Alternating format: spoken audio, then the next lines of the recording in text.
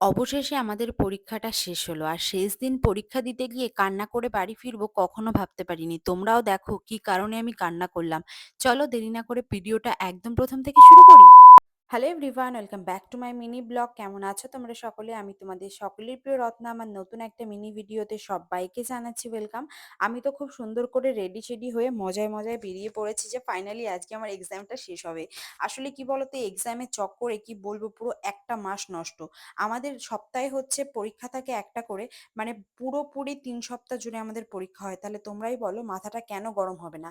কেন পরপর যদি পরীক্ষা নেয়, একদিনে দুটো দুটো করে পরীক্ষা আমাদের পড়ে, তো সেই কারণে আমাদের ৫টা সেমিস্টার দিতে হয়।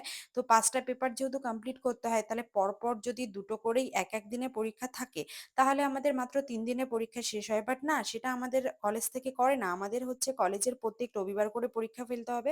আর প্রত্যেক রবিবার ৫টা করে পেপার, তারপরে আবার এরকমভাবে ১ মাস ধরে পরীক্ষা। তোমরা বলো মাথাটা একটা সুস্থ মানুষের কেন গরম হবে না? তারপরেও সবটা মেনে গুছিয়ে নিচ্ছি, কারণ এইটাই লাস্ট সেমিস্টার। এই সেমিস্টারে অলরেডি এই এক্সামটা দেওয়া হয়ে গেল। এবার আমাদের 4th সেমিস্টারের হচ্ছে আর একটা পরীক্ষা হবে। আর 4th সেমিস্টারে একটা পরীক্ষা হলে বিশ্বাস করো পুরোপুরি বেঁচে যাই।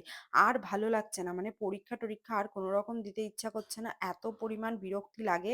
মানে পরীক্ষা দিতে সবথেকে বেশি বিরক্তি লাগে কখন জানো? যেহেতু ১ মাসে বারবার করে যেতে হয়। মানে ১ মাস ধরে পরীক্ষা দিতে হয়। এটা সবথেকে বিরক্তিকর কারণ। আর আজকে আমার কপাল দেখো কত ভালো। ফাইনালি আমি পেয়ে গেলাম জানলার সাইডে সিট। এই ১ম বার পরীক্ষা দিতে বিরাটিতে যাওয়ার সময় এরকম সুন্দর জানলার সাইডে সিট পাই গাইস। এরকম কিন্তু কখনো সম্ভব হয় না। ঠাকুরনগর থেকে তো ট্রেনে ওঠাই যায় না। আর যদিও বা উঠে পড়ি, কোনরকমভাবে ভুল করে উঠে পড়ি, পুরো চাপা খেয়ে পুরো আমশক্ত হয়ে যাই। আর এই আমশক্ত হয়ে যাওয়ার পরে বিরাটিতে নামার সময় যে কি চরম অবস্থা হয় সে আর বলে বোঝানোর মতন না। অলরেডি অনেকটা টাইম হচ্ছে দাঁড়িয়েছিল হচ্ছে আমাদের এই বারাসাতের ট্রেন, কি জানি কোনো একটা ক্রস মানে কোনো একটা ক্রসের কি যেন বলে, ক্রস ক্রসিং না ধর যাই হোক। তো মেন কারণ হচ্ছে ওইটাই যে দাঁড়িয়ে থাকার জন্য অলরেডি অনেক লেট করে বিরাটিতে ট্রেনটা দাঁড়ায়। আর আজকে অলরেডি আমরা একটা ট্রেন আগে চলে এসেছি। কেন জানো তো? পরীক্ষা আজকে শেষ, আজকে জমিয়ে ফটো তুলবো, ভিডিও করব, শুধুমাত্র সেই চিন্তায় কিন্তু এক ট্রেন আগে আমরা চলে এসেছি।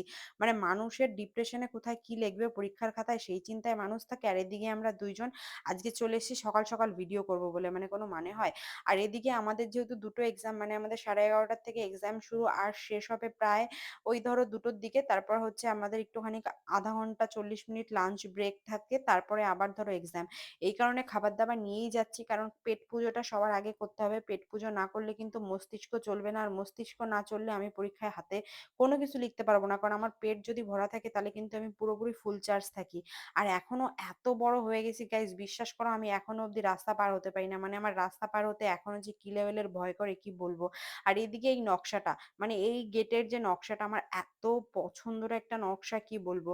আর তোমরা ভাবছো না আমি রেগুলার একা একা পরীক্ষা দিতে যাচ্ছি কেন? কি বলতো, একটা সময় পর না বন্ধুত্ব থাকে না। আর এইটাই তো লাস্ট পর্যায়ে। এরপরে মাস্টার্স ডিগ্রি কমপ্লিট আমাদের অলরেডি হয়ে গেছে। ১০০% এর মধ্যে পুরো 90% হয়ে গেছে, আর 10% বাকি। এরপরে কিন্তু আবার যে যার মতন জীবন। আর জানো তো, মানে একটা মেয়ের ১৮ বছর হয়ে গেলে কিন্তু তার বিয়ে হয়ে যায়। সেখানটায় দাঁড়িয়ে আমার এখন বয়স হচ্ছে 23+, আর এখন কিন্তু আমি মাস্টার্স করছি। তার মানে বুঝতে পারছো আমার বয়সী মেয়েগুলোর তো অলরেডি বিয়ে হয়ে তাদের বেবি হয়ে গেছে। আর এটাই আমি বোঝাতে চাইছি যে এরপরে আর কে কোথায় থাকবে, কাকে কোথায় খুঁজে পাওয়া যাবে না, কারণ যে যার মতন তার লাইফ সেটেল করে নেবে। তো সেখানটায় দাঁড়িয়ে এর পরে গিয়ে এর পরের যে ভূমিকাটা, সেটা এটাই আমি বোঝাতে চাইছি যে কখন কে থাকে, কখন কার সাথে কার দেখা হয়, এই বন্ধুত্ব তো আর কোনোদিন থাকবে না, তাই না? বলতে পারো এটাই আমাদের লাস্ট এক্সাম। মানে 3rd সেমিস্টারে এটাই আমাদের লাস্ট এক্সাম। আবার হয়তো 6 মাস পরে আমাদের 4th সেমিস্টারে এক্সাম হবে। আর 4th সেমিস্টার কমপ্লিট করতে পারলেই কিন্তু ফাইনালি আমাদের মাস্টার্স ডিগ্রি কমপ্লিট হবে। আর বলতে পারো বছর খানিক, কারণ বছর খানিকও না, বছর খানিকের আগেই আমাদের এক্সাম শেষ হবে। আর দেন কিন্তু আমরা বাবা একটা শান্তির জীবন ফিরে পাবো। যাই হোক, আজকে আমরা দুজনে টুকটুক করে চলে এসি। আর আজকের ওয়েদারটা কিন্তু বেশ দারুণ ছিল। আর আমার রসগোল্লা বান্ধবীকে দেখো, আজকে আমার মানে রসগোল্লা বান্ধবী আমাকে বলেছিল ফটো তুলে দেবে। আর সেটার জন্য আমি একটুখানি জাগানাগাটা ড্রেস পরে এসেছি, তার সঙ্গে অনেকটা সুন্দর সেজে এসেছি। ও বলেছিল যে পিছনে একটা ব্যাকগ্রাউন্ড আছে। আর আমিও ভেবেছিলাম হ্যাঁ, পিছনে যেহেতু একটা ব্যাকগ্রাউন্ড আছে, আজকে যেহেতু লাস্ট এক্সাম, কিছু ফটো কিছু ভিডিও অবশ্যই তোলা হোক, যেটা একটা স্মৃতির পাতায় থেকে যাবে। আর আমার কাছে একটা ব্লগ হিসাবে খুব সুন্দর একটা ভিডিও থাকবে, আর তোমাদের সাথে তো শেয়ার করবোই সেটা। সেটা মনে করে আমিও চিন্তা ভাবনা করলাম যে না, যাওয়াই যাক। তো সেই কারণে আমি কিন্তু অলরেডি চলে এসেছি। আর দেখো আমাদের কলেজের গেট এখনো খোলেনি, আর কলেজের গেটের পাশে ছিল একটা বৃদ্ধাশ্রম। আর এই আশ্রমটার পুরোপুরি চারিদিকে শুধু জঙ্গল আর জঙ্গল, আর এই জঙ্গলের মধ্যে কিছু কিছু সুন্দর সুন্দর অ্যাথেন্টিক্স গাছ ছিল, মনে হচ্ছিল গিয়ে সেগুলো নিয়ে আসি। কিন্তু না, আমার কপালে তো আর সেগুলো হবে না। কি আর করব, গুটি গুটি পায়ে আমি এবার সামনের দিকে এগাচ্ছি, কারণ আমাদের কিন্তু অলরেডি এখন প্রায় অনেকটা টাইম হয়ে গেছে, আর আমাদের এক্সাম যেহেতু 11:30টার থেকে স্টার্টিং হবে। আর এদিকে আমার সাথে এসছে আমার বান্ধবীর, আমি জানি অলরেডি হাত ফাত ব্যথা হয়ে গেছে। এই ভিডিওটা দেখলে অবশ্যই একটা কমেন্ট করে দিও মোনা, কারণ ও যে কি লেভেলের ফটো তুলে দিয়েছে আজকে, সেই ফটোগুলো খুব তাড়াতাড়ি তোমাদের সাথে পোস্ট করব, শেয়ার করব, অবশ্যই সেগুলো তোমাদের সাথে দেখাবো। যাই হোক, এবার যাই ক্লাসরুমে যাই, একটু গিয়ে রিভাইজটা দিতে হবে, দেন এক্সামে লিখবো। কি আর করব, প্রায় আমাদের কোয়েশ্চেন আসে বলতো কটা, মানে পরীক্ষা এক একটা 10 নম্বরের, মানে 10 নম্বরের প্রশ্ন আমাদের দেয়। টোটাল হচ্ছে আমাদের 4টে কোয়েশ্চেনের অ্যান্সার লিখতে হয়, 40 মার্কের পরীক্ষা। আর পরীক্ষা দিতে বসবো কি, এখানটা এত সুন্দর ইতিহাস লেখা রয়েছে, আমার যদিও ইতিহাসই আজকে এক্সাম ছিল, এখানে এত ইতিহাস লেখা রয়েছে যে কোনটা বাদ দিয়ে কোনটা লিখবো সেটাই আমি বুঝতে পারছিলাম না, কারণ এখানে এত লেখা এত লেখা, কি আর বলবো। জানো তো, দেওয়ালের উপরও অনেকটা লেখা ছিল। Years later. এক্সাম কোনো রকম ভাবে শেষ করার পর আমার মুখের অবস্থাটা দেখে বুঝতেই পারছো, মানে আমাদের সিসি 3.1 এর এক্সাম হয়ে গেছে, এখন সিসি 3.2 এর এক্সামটা রয়েছে। আর তার আগেই কিন্তু আমি একটু ভাবলাম যে চলো একটু বাথরুম টাথরুম যাই। আর আমার হাতের অবস্থা দেখবা, দেখো জাস্ট আমার হাতের অবস্থাটা দেখো, লিখে পুরোপুরি আঙুল বেঁকিয়ে গেছে প্রত্যেকটা, মানে প্রত্যেকটা আঙুলে ব্যথা। আর আজকে বাথরুমে গিয়ে কি অবস্থা দেখো, বাথরুমের মধ্যে গেছি আর এখানটায় দেখো একটা সাপ। তোমরা কি দেখে বুঝতে পারছো জলের মধ্যে কত বড় একটা সাপ? আমি তো বাই এনি চান্স দেখে নিয়েছি, বাই চান্স যদি না দেখতাম কতটা যে ভয় পেতাম তোমাদের সাথে সেটা বলে বোঝানোর মতন না। যাই হোক, মোটামুটি এক্সাম যা দিলাম ভালোই দিলাম। এবার আমার খাওয়া দাওয়ার পালা। এবার আমি এই যে রুটি নিয়ে এসেছি, এই রুটিটাই হচ্ছে খাবো। এখানটায় রুটির প্রচুর পরিমাণ দাম।